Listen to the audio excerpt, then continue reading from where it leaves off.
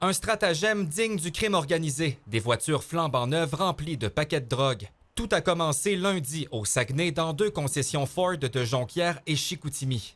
Selon nos informations, ces 2 concessions ne seraient pas reliées à l'affaire. Les policiers du service de police municipal, en partenariat avec l'escouade régionale mixte au Saguenay, là, ont eu une information effectivement à l'effet qu'un concessionnaire avait un véhicule là, avec des stupéfiants à l'intérieur. Les analyses permettront de confirmer la nature exacte, mais selon l'escouade nationale de répression contre le crime organisé, chaque véhicule contenait plusieurs livres de substances. Environ une vingtaine de livres de la substance en question là, par véhicule, donc quand même des quantités importantes. En remontant la chaîne, les enquêteurs ont découvert que ces voitures en provenance du Mexique avaient transité par un centre de tri du CN à Charny. Évidemment, ce véhicule-là n'est pas arrivé par hasard dans ce concessionnaire-là au Saguenay. Le véhicule, ultimement, était avec d'autres véhicules là, dans des trains du Canadien national. D'autres voitures y ont été interceptées avant d'être redirigées vers une dizaine de concessionnaires jusqu'au Nouveau-Brunswick. Il y a 4 véhicules là, qui ont été découverts au centre de tri de Charny.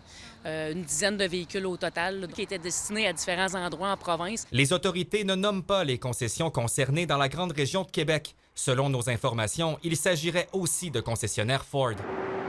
Cette méthode surprend même des policiers d'expérience. Ce lieutenant à la retraite du service de police de Saguenay n'a jamais vu un tel stratagème dans la région. Et moi, au Saguenay, à ma connaissance, c'est la première fois. C'est tout le modus operandi qui intrigue. Des véhicules neufs chargés de paquets qui franchissent la frontière avant d'être livrés aux concessionnaires. Ils vont souvent cacher ça à l'intérieur des pneus, à l'intérieur des systèmes de silencieux, des sièges. Ils en envoient une quantité, puis ils prennent le risque. Et selon les NERCO, l'insertion se serait faite bien avant l'arrivée au Canada. Étant donné que les véhicules étaient dans un transporteur, visiblement, la drogue a été installée dans ces véhicules-là bien avant qu'ils soient destinés à un concessionnaire. Les douaniers ne peuvent pas vérifier tous les véhicules non plus.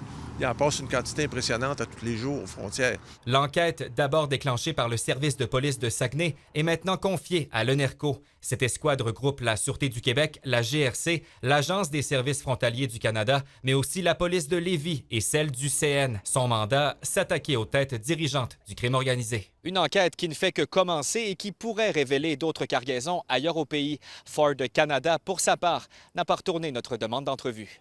Alex Martin, TVA Nouvelles, Saguenay.